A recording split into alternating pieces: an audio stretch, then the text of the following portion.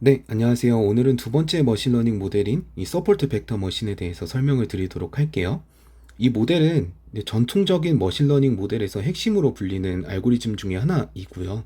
이 모델이 뭐냐면 이 두 개의 서로 다른 클래스를 가진 이 클래시피케이션 문제에서 이 두 클래스를 잘 분리하기 위한, 잘 나누기 위한 이런 결정 경계를 찾는 알고리즘이라고 보시면 되겠습니다.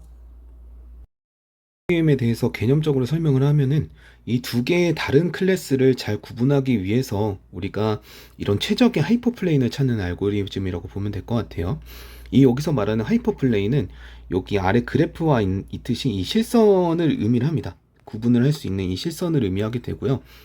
그리고 옆에 있는 점선들은 우리가 마진 바운더리라고 불려요. 네, 이런 것들을 통해서 이 마진을 어떻게 최대화 시켜야 이렇게 클래스를 잘 구분할 수 있을까에 대한 이 최적화 문제이기도 합니다. 그래서 마진 경계에 있는 이 데이터 포인트의 핵심 데이터 포인트를 우리가 서포트 벡터라고 이제 불리게 되고요. 여기서도 마찬가지입니다. 그래서 우리가 이런 서포트 벡터를 양쪽의 서포트 벡터를 찾게 되고 이 서포트 벡터가 갖는 이제 마진 바운더리 두 개를 이용해서 어떻게 해야 이 마진을 최대화 시킬 수 있는 이 하이퍼 플레인을 이제 찾는 거이라고 보면 될 것 같아요. 네, 여기까지가 이제 개념적인 설명이고요. 그 뒤로부터는 사실 이제 분석하는 사람의 입장으로서는 이 모델을 그냥 갖다 쓰기만 할 거면 사실 여기까지만 봐도 되는데 이 모델에 대해서 좀 더 알고 싶다, 좀 더 수학적으로 알고 싶다 하면은 그 뒤부터는 좀 관심 있는 사람만 보면 될 것 같아요. 그래서 우리가 마진을 어떻게 계산을 하고 이 마진을 왜 최대화 시켜줘야 되는지에 대해서 설명을 하도록 할게요. 그 아래 그래프를 보면은 우리가 이 디시전 바운더리에 대한 식은 W 트랜스포즈 X 플러스 B는 0으로 이제 표현을 할 수가 있습니다. 그리고 위랑 아래에 대해서 이런 두 마진 바운더리에 대해서는 이 W 트랜스포즈 S 플러스 B는 1, 마이너스 1로 표현이 가능하고요. 그래서 이 각각에 대한 이제 거리를 구할 수가 있게 돼요. 이 두 개에 대한 공식은 이제 오른쪽 같이 두 개의 평행한 직선에 대한 이제 거리 공식은 이렇게 표현이 될 수가 있습니다. 그래서 이 W 트랜스포즈 X 플러스 B를 이제 엘리멘트 와이즈로 이제 풀면은 W1 X1 플러스 W2 X2 플러스 B는 0으로 이제 표현이 될 수가 있겠죠. 그 밑에서도 이제 마진 바운더리 두 개에 대해서도 이렇게 풀 수가 있겠고요. 그래서 각각 여기와 여기에 대해서 이제 구할 수가 있게 되죠, 거리를. 그래서 이 거리를 보면은 이 밑에는 분모는 이제 벡터의 크기, 이제 L2 놈이 되겠고요. 그 위에서는 이 b랑 마이너스 b 없애고 이제 마이너스에 대해서 절대값을 취하면은 w 농분의 1로 이제 계산이 될 수가 있겠죠. 그 위랑 아래에 대해서도 같은 값이 나오게 됩니다. 그래서 여기에 대한 한 칸은 w 농분의 1, 밑에서도 w 농분의 1 넣어서 더하면은 이 w 농분의 2로 이제 계산이 될 수가 있다라는 겁니다. 그래서 우리는 이 맥시마이즈 와이드 더 정확하게는 L2 놈이죠. 부분에 2로 이거를 이제 W를 최소화 시켜줘야 된다라는 겁니다. 최대화 시켜줘야 된다는 거예요. 근데 그 반면에 우리가 이제 이거를 최대화 시켜주려면은 이 분모가 좀 작아져야 되겠죠. 그래야 이제 분자가 커지면서 이제 마진이 늘어나는 게 되는 거고, 그 반대로 얘기하면은 우리가 이 미니마이즈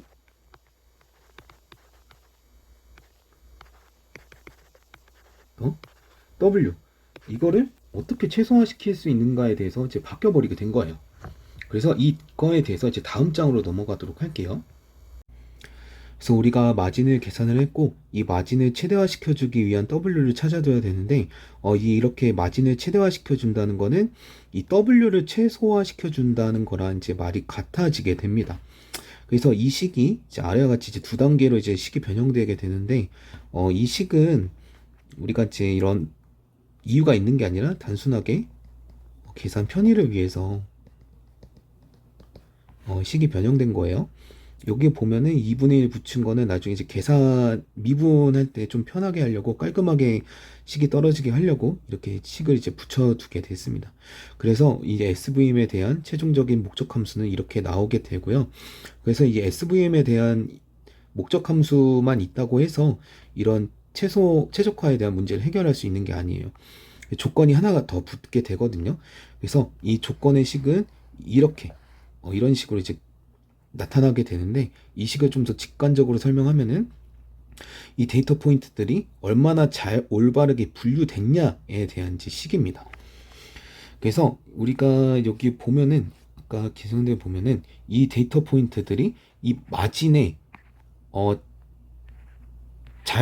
마진 안은 쪽이랑 바깥쪽에 잘 위치해 있냐라는 걸 이제 보게 되는 거예요. 그래서 y가 1인 경우에서는 y가 1쪽, 이쪽 위쪽 세 개에 대해서 이제 보게 되면은, 그러니까 w 트랜스포즈 xi 플러스 b는 이제 1을 만족을 시켜줘야 되고, 그 반대로 y가 마이너스 1이면은 마이너스 w 트랜스포즈 xi 플러스 b는 네, 이걸 이제 그 부호를 이제 바꾸게 되면은 플러스 b는 마이너스, 이걸 이제 만족을 시켜준다는 거예요. 그래서 모든 영역 안이 여기 위쪽 세 개에서는 1보다 커야 된다라는 거고, 위쪽에 있어야 된다라는 거고, 요 밑에서는 아래쪽의 세 개에서는 이제 마이너스 1보다 이제 낮아야 된다. 이쪽 안쪽에 있어야 된다라는 겁니다. 그래서 뭔가 이제 값이 조건이 만족하지 않으면 이런 데 있겠다라는 것이죠. 그래서 이 SVM 자체가 이런 제약된 최적화 문제라고 보면 될 것 같아요. 그래서 이 미니마이즈 W를 이제 찾아줘야 되는데, 우리가 이제 제약 조건이 이제 붙어 가지고 이거를 같이 반영할 수 있는 방법인 이 라그랑주 승수법을 이용해서 우리가 이 문제를 해결할 수 있다라는 거예요. 그래서 여기 아래에서 보시면 우리가 여기는 이제 목적 함수가 있겠죠. 그리고 여기에 대해서는 우리가 이제 아까 말했던 이 제약 조건이 여기 붙게 되는 거예요. 거기서 우리가 결정할 수 있는 거는 이제 라그랑주 순수인 알파 i를 이제 결정을 해주게 되는 거예요. 이 알파를 어떻게 잘 두느냐에 따라서 이 서포트 벡터가 어떻게 결정되고 이 마진이 최대화될 수 있는 방법을 찾아주게 됩니다. 그래서 여기 라그랑주 알파 i는 여기 제약 조건에 붙어 있는데, 이 데이터 포인트들의 이제 제약 조건이 이 최적의 결정 경계에 얼마나 영향을 주는지를 이제 나타나게 되는 이 변수라고 보면 될 것 같아요. 그래서 이 나중에 최종적으로 이제 알파 i가 0이 아닌 데이터 포인트들이 이 서포트 벡터가 돼서 여기 있는 이 서포트 벡터들이 돼서 이 결정 경계를 이제 결정하게 되는 이런 최적화 문제로 이제 넘어갈 수가 있게 됩니다. 그래서 우리가 서포트 벡터 머신의 최적화 문제를 이제 풀기 위해서는 이 KKT 조건을 만족을 시켜줘야 됩니다. 이 KKT 조건은 제약 조건이 있는 최적화 문제에서 최적의 해, 옵티멀한 솔루션을 만족시키는 조건이라고 보면 됩니다. 그 SVM이 이런 목적 함수를 최소화시켜야 된다는 문제만 갖고 있던 게 아니었죠. 이 데이터를 올바르게 분류할 수 있어야 된다라는 제약 조건을 같이 갖고 있었습니다. 그래서 이걸 해결하기 위해서는 이제 네 가지의 조건을 만족을 시켜줘야 돼요. 이 첫 번째는 이제 프라이멀 피서빌리티라고 불리고요. 이거는 기존에 있던 이 제약 조건을 만족시켜야 된다. 원래 문제에 있던 이 제약 조건을 만족시켜야 된다라는 거고요. 이 두 번째는 이 듀얼 피서빌리티라고, 이 라그랑주 승수는 항상 0보다 같거나 커야 한다라는 겁니다. 이 세 번째인 이 컴플리멘터리 슬랙리스는 이제 중요한데, 이 라그랑주 승수랑 이 제약 조건 텀을 이제 곱해서 0을 만족시켜야 된다라는 거고요. 그런데 이게 왜 중요하냐면, 이 알파 i가 0보다 크려면은 여기에 제약 조건 텀은 항상 0이 되어야 된다라는 겁니다. 그래서 이 알파 i가 이제 0보다 큰 데이터는 이제 마진 바운더리에 있는 점들일 거예요. 그래서 이 점들이 바로 서포트 벡터라고 이제 불립니다. 근데 이제 반대로 이 마진 바운더리 이제 바깥에 있는 좀 멀리 있는 점들은 이 제약 조건 자체를 좀 더 여유롭게 만들 수가 있겠죠. 이 데이터 포인트 멀리 있으니까 여기 제약 조건 텀을 좀 더 이제 여유롭게 이제 만족하게 되기 때문에 이 알파 i는 0이 될 거예요. 그래서 이제 멀리 있는 이 점들은 그렇게 결정 경계에 영향을 주지 않기 때문에 그래서 이제 알파 i를 이제 0으로 만들 수 있다라는 것입니다. 이 네 번째로는 스테이셔널리티. 이거는 이제 라그랑지 펑션에 대해서 이 W랑 B에 대해서 미분을 하면 항상 0을 만족시켜야 된다라는 것입니다. 그래서 한번 미분을 해볼까요? 여기서 이제 라그랑지 펑션에서 W에 대해서 미분을 하게 되면은 여기가 이제 없어져 W만 남게 되고 여기서는 이제 없어지니까 이제 1이 되니까 여기는 없어지고 그래서 이제 알파 i, yi, xi만 남게 되겠죠. 그래서 우리가 이게 이 w 마이너스 요게 텀이 되니까 이거를 이항해 주게 되면은 이런 식으로 이제 나타나게 될 수 있는 거죠. 그래서 이 식은 이 결정 경계를 만드는 이 w가 이런 전체 데이터 조합이 아니라 이런 알파 i가 이 0이 아닌 이 데이터 포인트들의 조합으로 결정된다는 거 의미해요. 그리고 또 b에 대해서 미분을 하게 되면은 여기 다 없어지고 여기 1일 되고 여기 없어지면은 이 알파 i yi만 남게 될 거예요. 그래서 이 결론적으로 이 KKT 조건이 이런 SVM에서 어떠한 데이터 포인트가 이런 결정 경계를 실제로 결정하는지를 알려주게 됩니다. 그래서 이제 아까 말했던 이 0이 아닌 이 알파 i가 0이 아닌 이 데이터 포인트들이 이런 서포트 벡터로 결정이 되고 이 서포트 벡터가 최종적으로 이 디시전 바운더리 이 실선을 어떻게 결정할지를 알려주게 되는 것입니다. 직접 예시를 들어서 계산을 해보도록 할게요. 일단 이렇게 두 개의 데이터 포인트가 있다고 가정을 해봅시다. 그래서 첫 번째 x는 마이너스 1, 마이너스 1이 점이고 요거에 대한 y는 마이너스 1이 될 거고요. 그리고 두 번째 좌표는 여기가 1, 1인 x 좌표에서 y는 플러스 1로 이제 두게 되고 요거에 대한 각각의 이 w1과 w2 벡터를 이제 구성을 하게 됩니다.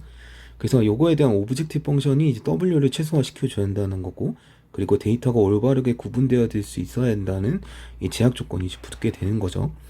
그래서 이 두 개를 결합해서 우리가 이 라그랑지안 펑션으로 이제 만들 수가 있겠고 이 첫 번째는 우리가 알고 있는 목적 함수가 되겠고 이거에 대한 이제 라그랑주 승수와 이 제약 조건 텀에 대해서 이 x1과 x2에 대해서 이제 전개를 해줄 겁니다. 그래서 이거를 직접 한번 대입을 해서 한번 넣어 보도록 할게요. 일단 여기가 첫 번째 텀에 대해서는 그러니까 이제 y가 마이너스 1이고 w 트랜스포즈는 여기가 이제 설정이 이렇게 먼저 트랜스포즈가 되어 있어서 트랜스포즈 하면은 w1, w2죠. 이 벡터예요. 그리고 x1에 대한 좌표는 마이너스과 마이너스로 이제 두 개 되면은 그러니까 이제 마이너스 해서 마이너스 w1 마이너스 w2 플러스 해서 마이너스 에 대해서 알파 1이 될 거고 이 두 번째에서는 알파 2의 1 해서 w1 여기는 이제 1,1이니까 1 플러스 w2 플러스 다 마이너스 이게 될 거예요. 맞나요? 네, 맞죠? 그래서 요거를 다시 한번 풀면은 알파 1의 w1 플러스 w2 마이너스 b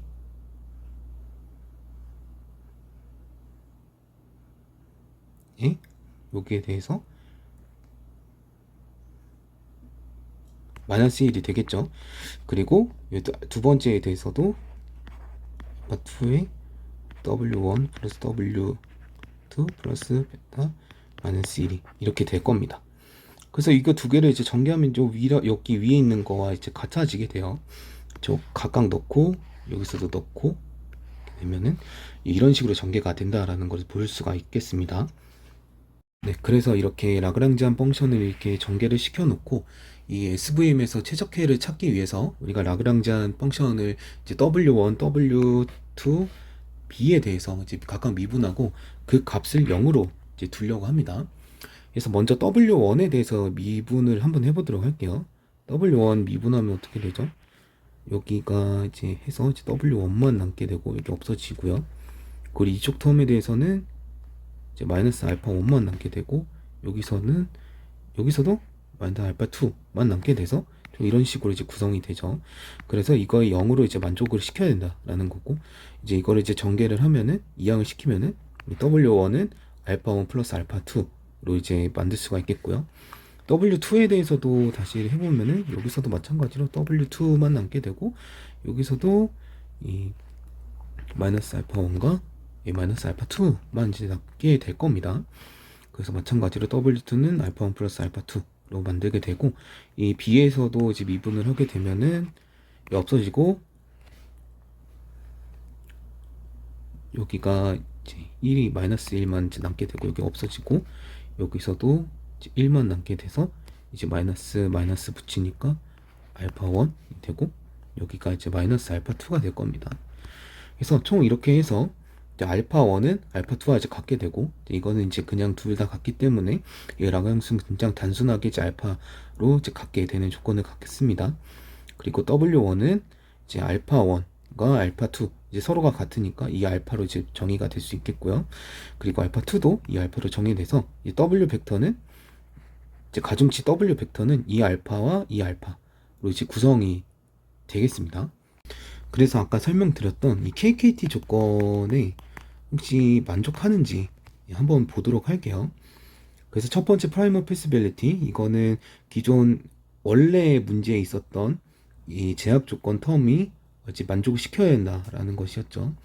첫 번째 X 쪽에 대해서 보면은 여기 마이너스 1 Y 값이 이제 들어가게 되겠고 여기에 대해서는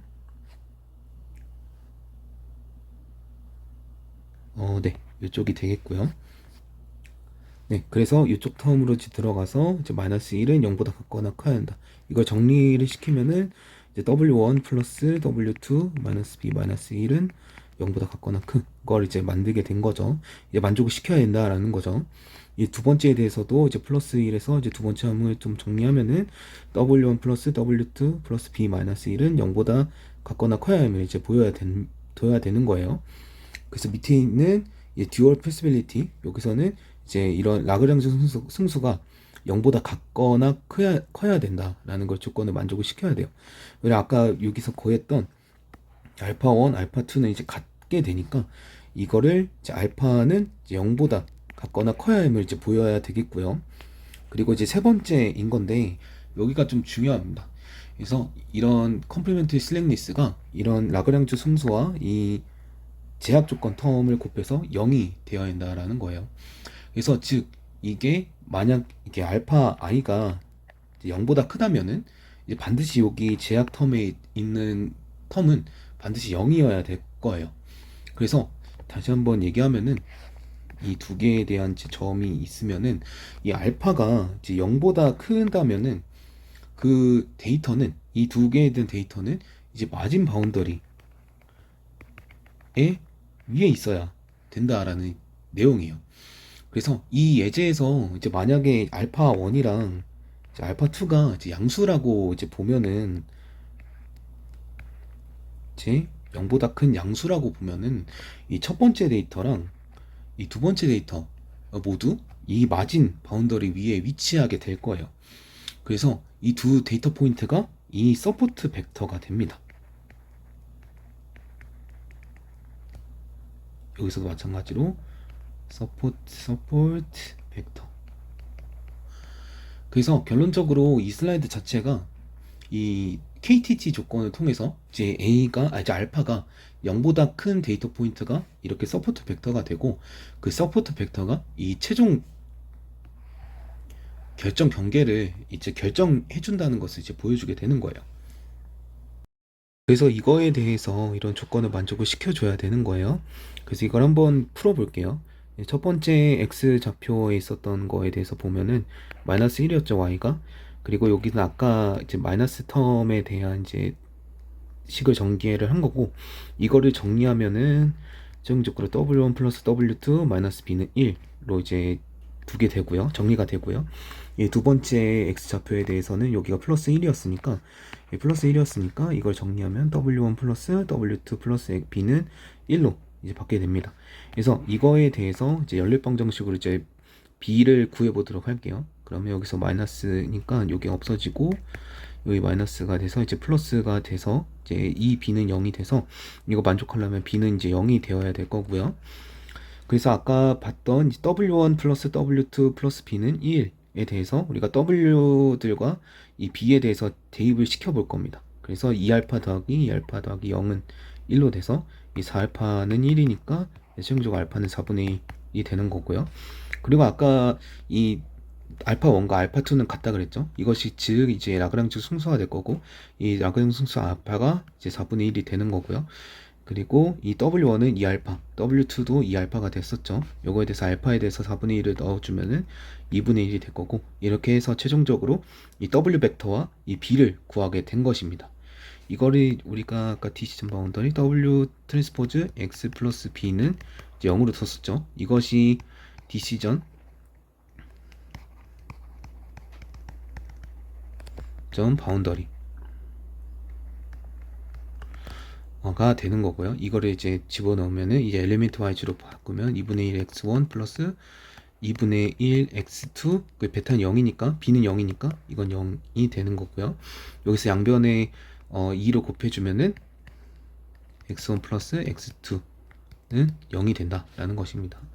그래서 우리가 아까 이제 이런 x와 마이너스 1, 마이너스 1 그리고 1, 1에 대해서 이렇게 우리가 이제 이거 마진 바운더리를 구해서 요거에 대해서 서포트 팩터임을 이제 보여주게 되고, 요거에 대해서 이제 x2는 마이너스 x1이니까 요거에서 최종적인 디시전 바운더리는 이렇게 되겠죠.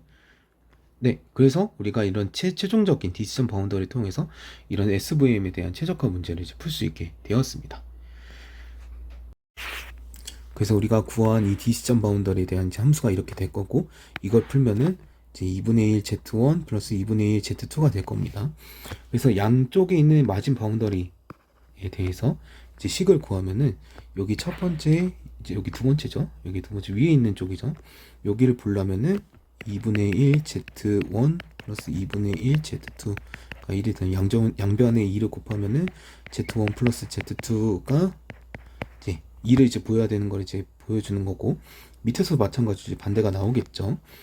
그리고 다음으로 이제 마진을 구하게 됩니다. 마진 아까 W 벡터 넘분의 2가 되겠으니까 요거에 대해서 이제 2분의 1의 제곱 플러스 2분의 1 제곱에 대해서 루트를 씌운 거라서 요거를 풀면은 이제 루트 2분의 1이 되고, 루트 2분의 1분의 2 하면은 몇이에요?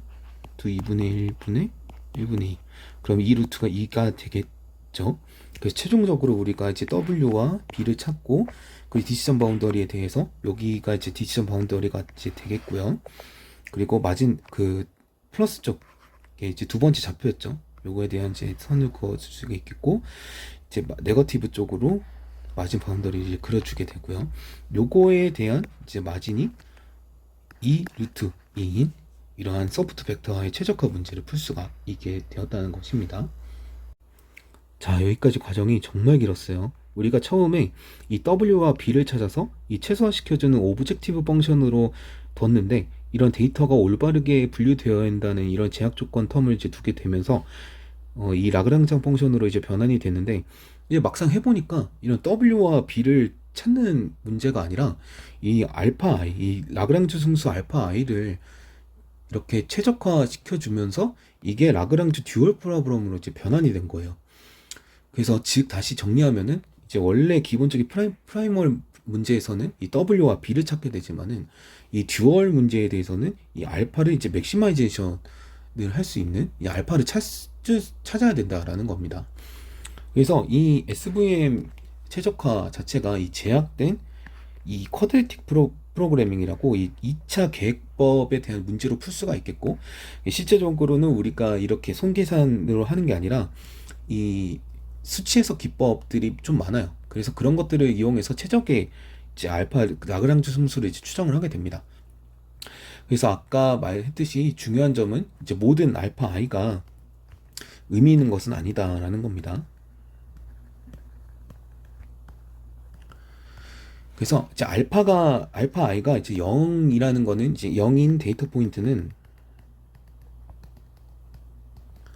그래서 우리가 이런 이 디시전 바운더리에 이제 영향을 주지 않습니다. 그래서 그리고 이런 반대로 이런 알파 i가 0이 아닌 경우에서는 0이 아니고 0보다 커야 되죠. 0보다 커야 되는 이 데이터 포인트는 이 최종 클래시파이어를 이제 결정할 수 있는 이 바운더리 위에 있는 이제 데이터 포인트가 되면서 이것이 서포트 벡터가 되게 되는 거죠.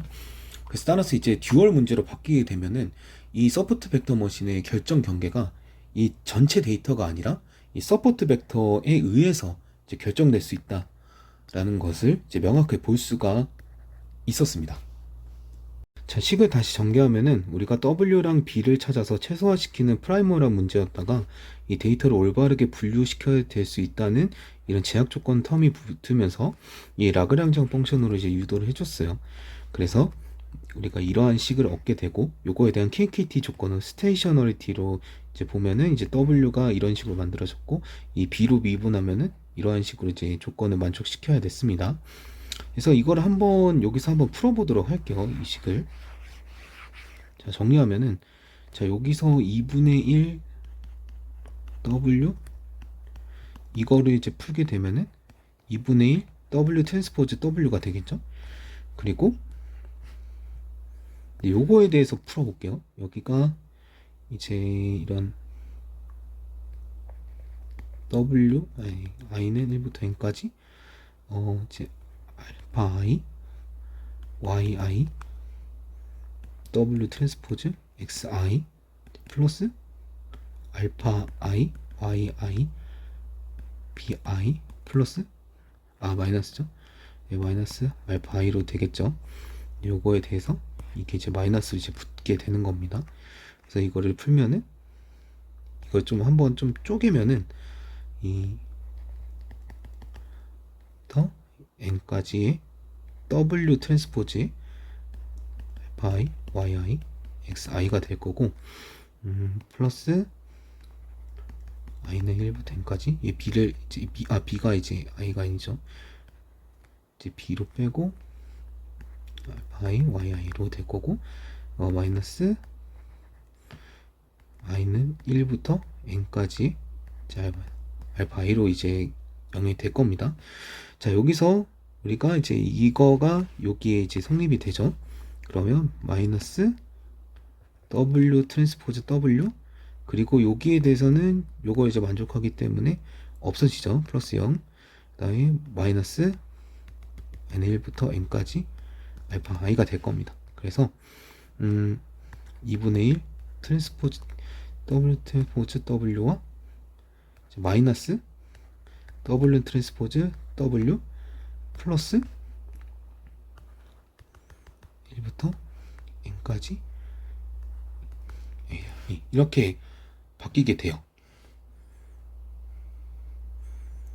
그래서 이거를 풀어보면은 여기에서는 이제 마이너스 2분의 1 트랜스포즈 T W가 되겠고, 이걸 앞으로 꺼내오면은 1에서 n까지 i가 되게 됩니다. 그래서 이게 되고, 이걸 이제 한번 풀어보면은 2분의 1 또는 트랜스포즈니까 이 트랜스포즈 취하면 어떻게 돼요?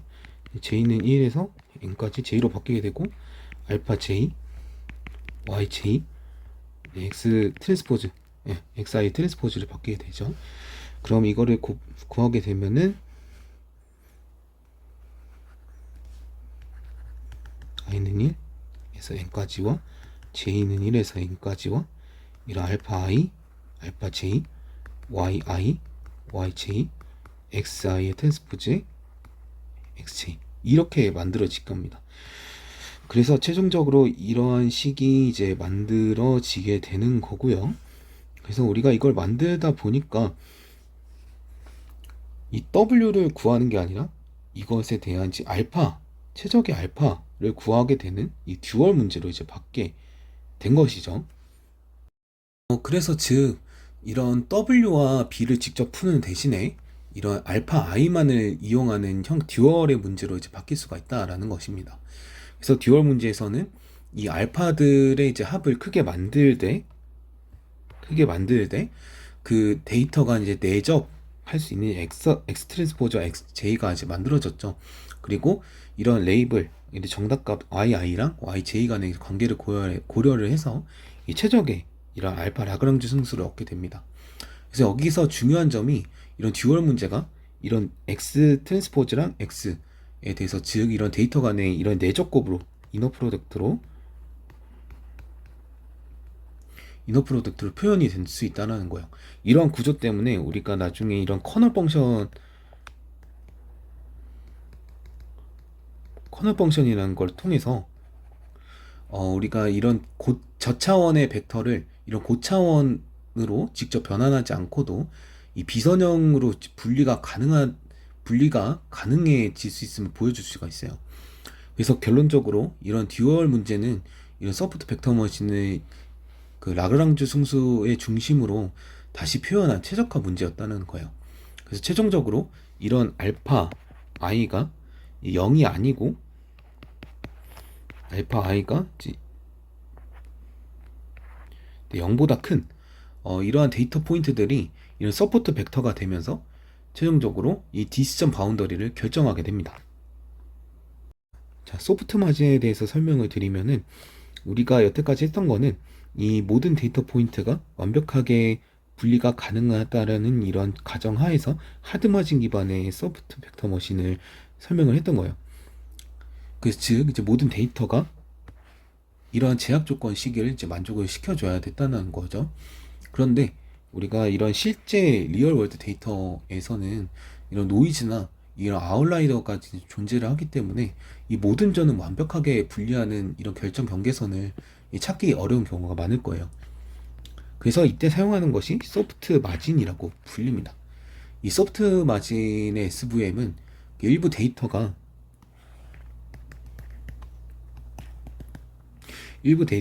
이 마진 경계 안쪽에 들어오거나 심지어 이런 잘못 분류되는 것을 어느 정도 허용을 해주게 됩니다. 좀 느슨한 소프트 벡터 머신이라고 생각하면 될 것 같아요. 그래서 이를 위해서 슬랙 변수라는 것을 도입을 해주게 되는데요. 이 크사이 i라고 이제 표현이 되는데, 그래서 이런 하드 마진에서는 이런 제약 조건이 이런 식이었지만은 이 소프트 마진에서는 이렇게 1 마이너스 이 슬랙 변수로 이제 바뀌게 됩니다. 여기서 말하는 이 슬랙 변수에 대해서는 설명하면은 이 마진에 대한 이 바이올레이션 그 위배되는 정도 그거를 이제 나타내게 됩니다.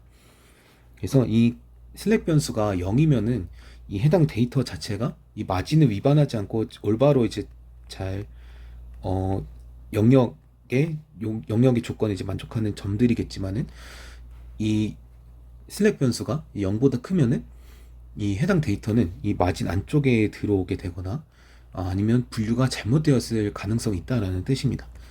그래서 하지만 이런 위반 자체를 무한하게 이제 허용하면 안 되기 때문에 이 목적 함수 텀에 이 C랑 이제 이렇게 같이 결합해서 도입을 해주게 됩니다.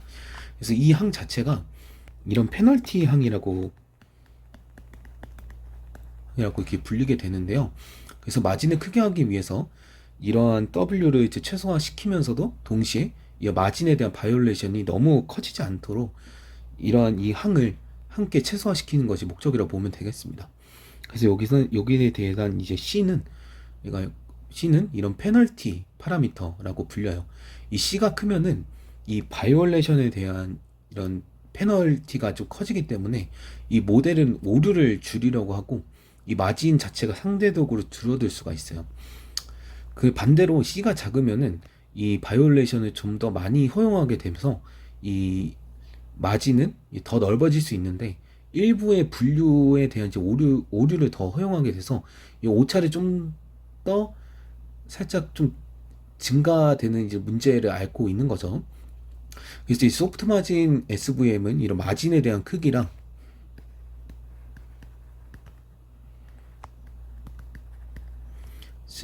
이런 클래시피케이션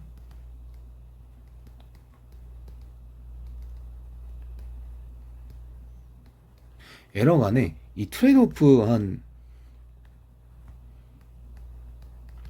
오프를 이제 조절하는 것이 현실적인 소프트 벡터 머신이라고 보면 되겠습니다. 여기서 말하는 트레이드 오프는 한쪽이 좋으면은 한쪽은 안 좋아지게 되는 이러한 이제 반대적인 상황이죠. 이런 것들을 좀 더 잘 균형시켜서 이렇게 잘 조절할 수 있는 이 현실적인 SVM을 만드는 것이 목적이라 보면 돼요. 이제 다음으로는 데이터가 이제 선형적으로 이제 분리가 되지 않을 때 케이스에 대해서 설명을 할게요. 왼쪽 여기에 대한 그림에 대해서는 이 데이터가 완벽하게 선형적으로 분리가 가능한 상황이죠. 근데 오른쪽에 있는 이 두 가지 케이스에 대해서는 이 선형적으로 이 분리가 되지 않는 케이스에 대해서 이제 설명을 하고 있어요. 여기서 보면은 이 초록색 레이블을 가진 게 여기 마진 디시전 바운더리 안에서 이렇게 다른 서로의 반대편에 대해서 이제 바운더리 바깥에 이제 놓은 걸 볼 수가 있게 되고 좀 더 이제 많은 경우가 있어서 이 직선으로 해결될 수 없는 이러한 문제를 이제 보이고 있어요. 그래서 이러한 직선으로 깔끔하게 나누기 어려운 경우가 많습니다. 그래서 이럴 때는 어떻게 해결하냐면은 실제적으로 이렇게 직선이 아니라 이런 비선형적인 이 직선을 이제 생성을 해서 이게 만들 수가 있겠고요. 또는 이거의 차원수를 이제 늘리게 되면서 이거를 좀 눕혀요. 오른쪽 위로 눕혀가지고 이런 3차원의 공간에서 이런 초평면으로 이렇게 분리를 시킬 수 있다라는 것입니다. 그래서 이때 사용되는 개념이 이 커널 트릭이라고 불려요. 이 커널 트릭은 이 원래에 있는 데이터를 이제 원래 공간에서 그대로 분리하려고 하지 않고 더 높은 차원의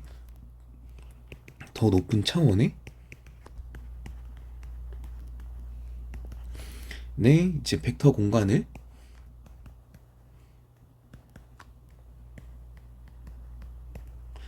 고차원의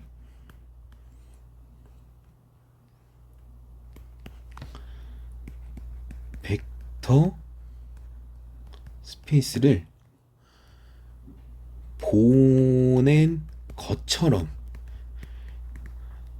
이게 중요해요. 보낸 것처럼 계산하는 방법이에요. 그래서 이런 고차원 벡터 스페이스에는 원래 이런 선형으로 분리되지 않던 데이터도 이제 선형적인 하이퍼플레인으로 분리가 될 수 있다는 거예요. 그래서 중요한 점은 실제로 데이터를 고차원으로 직접 변환시키지 않아도 된다라는 거예요. 그 SVM의 듀얼 문제는 이 데이터 자체가 아니라 아까 데이터 간의 이제 이너 프로덕트 이런 아까 말했던 XI 트랜스포즈의 XJ 이거를 통해서 이제 표현이 될 수 있다라는 거예요. 그래서 이 커널 트릭은 이 이너 프로덕트 자체를 이제 커널 펑션으로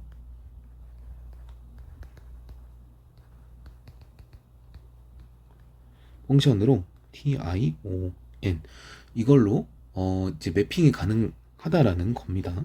K의 XI XJ로 이제 바꿔서 계산을 할 수가 있다는 겁니다. 그래서 명시적으로 이렇게 고차원을 변환을 하지 않고도 그 마치 고차원 벡터 스페이스에서 이런 분류하는 것과 똑같은 효과를 이제 얻게 될 수 있다는 거예요. 그 대표적으로 이제 리니어 커널이 있겠고 그 다음 커널과 이 RBF 이 원형으로 이제 원형과 관련된 이제 커널이 있습니다. 그 결론적으로 이 슬라이드 자체의 핵심은 이 선형으로 분리되지 않는 데이터도 이런 커널 트릭을 이용하면은 이 고차원 벡터 스페이스에서 이 선형적으로 분리를 할 수가 있겠고, 그 원래 공간에 대해서는 이 비선형적인 이 디시전 바운더리를 이렇게 학습할 수 있다라는 것입니다. 네, 직접 풀면서 계산 예시를 들어보도록 할게요. 여기에 대해서는 이 XOR 패턴을 이용해서 이런 커널 트릭의 원리를 설명하는 예제예요. 그 XOR 패턴은 이 논리회로 설계 때 배우긴 하는 건데, X1, X2 해서 이제 XOR 게이트 이제 만들어줘서 최종적 아웃풋을 이제 만들어주게 되는데, 이 X1과 X2의 입력과 그거에 대한 이제 아웃풋이 어떻게 되냐면, 여기가 00일 때 0이 되고, 01은 1, 10은 1, 11일 때 0이 되는 이러한 논리 회로인데, 이거는 좀 컴퓨터 공학에서 이제 배우는 거긴 한데, 이러한 패턴을 가진 이 데이터라고 보면 되겠습니다. 그래서 1,1에 대해서는 이제 이러한 플러스 1이라는 이제 정답을 갖게 되고, 마이너스 1, 마이너스 1에서도 플러스 1, 여기는 마이너스 1, 여기는 마이너스 1이라는 정답을 갖게 됩니다. 여기에 대해서는 선형으로 분리가 가능할까요? 이것도 안 되고, 저것도 안 되고, 요것도 안 돼요. 답이 없는 거죠. 이럴 때 우리가 차원수를 늘려서 이 커널 트릭 펑션을 통해서 이 차원수를 늘려서 해결할 수가 있게 됩니다. 이렇게 대표적인 이런 비선형적으로 분리 가능한 이 세퍼러블 데이터이고요. 그래서 피처 매핑을 사용하게 돼요. 그래서 원래 변수 이제 x1과 x2에 대해서 있지만은 이 새로운 차원 변수인 z를 사용하게 됩니다. z는 이제 x1, x2로 이제 구성된 이제 x1과 x2를 이제 곱한 이제 값으로 이제 볼 수가 있게 되고요. 이 각각 점에 대해서 이제 z를 계산을 해보면은 1 곱하기 1 하면 1이죠. 여기서도 이제 곱하면 1이 되고, 여기 1 곱하기 마이너스 1이고, 요거에 대해서 다 구해주게 됩니다. 그래서 보면은 이 z가 1일 경우에서는, 여기가 1일 경우에서는 이제 y가 플러스 1이 되고, 이 z가 마이너스 1일 경우에서는 이 y도 이제 마이너스 1로 되는 걸 이제 볼 수가 있겠습니다. 그래서 이런 z가 0이라는 이런 평면을 기준으로 해서 두 클래스를 선형적으로 분리를 할 수가 있는 거예요. 이것이 핵심이에요.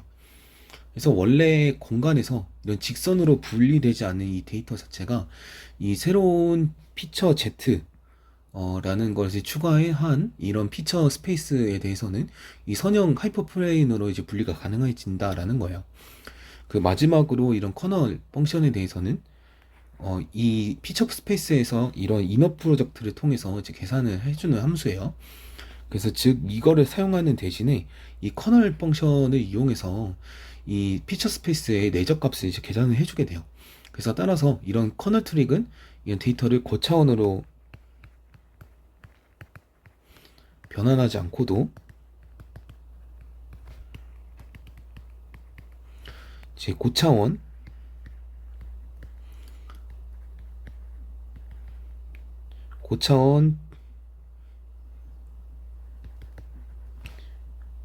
피처 스페이스로 이제 분리되는 효과를 가진다. 그래서 분리되는 효과를 얻을 수 있다라는 것입니다. 그래서 오른쪽에 보면은, 그래서 이것이 차원수로 이제 늘리게 되면서 이 Z축이 추가가 됐어요. 그렇게 되면서 원래 있던 이 직접 분리 가능하지 않던 것들이 이 Z축을 이제 추가하게 되면서 이 비선형으로 이제 분리가 가능해지는 이런 초평면을 통해서 이렇게 가능해지게 된 것이라고 보면 될 것 같아요. 정리하면은 이 소프트 벡터 머신은 이 마진을 기반으로 하는 이제 분류할 수 있는 경계를 찾는 알고리즘이었고요. 그래서 핵심은 이 두 클래스를 이렇게 단순히 나누는 게 아니라 이런 마진을 최대화하면서 이 결정 경계를 이제 찾는 것이라고 보면 될 것 같아요. 이때 이런 결정 경계를 실제로 정의하는 점들이 이 서포트 벡터들이었고요. 그래서 우리가 처음에 이 W랑 B를 이제 미니마이즈 했었던 이제 프라이머란 이제 문제였다가 이제 이거 제약 조건 때문에 이렇게 라그랑지안 제한 이제 펑션으로 이제 들어가게 되면서 우리가 이거 KK 조건에 이제 만족을 시켜 KKT 조건을 이제 만족을 시켜서 한번 식을 전개해 보니까 막상 WB를 구하는 게 아니라 이 라그랑주 알파를 이제 맥시마이즈 시켜 버리게 되는 이 듀얼의 문제로 이제 바뀌게 됐던 거죠. 그리고 이 제약 조건 이 제약 텀과 요거에 대해서 이 제약 텀이 0이 되기 위해서는 이 알파 i가 이제 0보다 커야 되는 이제 조건을 갖게 되었고요. 이제 0보다 큰 이 제약 텀이 0이고 이때 이제 0보다 큰 이제 데이터 포인트들이 이 서포트 벡터 대로 이제 결정될 수 있었다라는 것이죠. 하지만 이렇게 현실 데이터처럼 이제 노이즈나 이제 중복이 있는 경우에서는 이 소프트 마진에 대한 이런 소프트 벡터 머신을 사용해서 일부의 오차도 이제 허용을 해줄 수 있을 수밖에 없는 그런 문제가 있을 수가 있겠고요. 또한 이런 선형으로 분리되지 않는 데이터는 이 커널 펑션을 이용해서 이런 비선형적으로 분리가 가능한 이 디시전 바운더리를 이제 학습할 수가 있게 됩니다.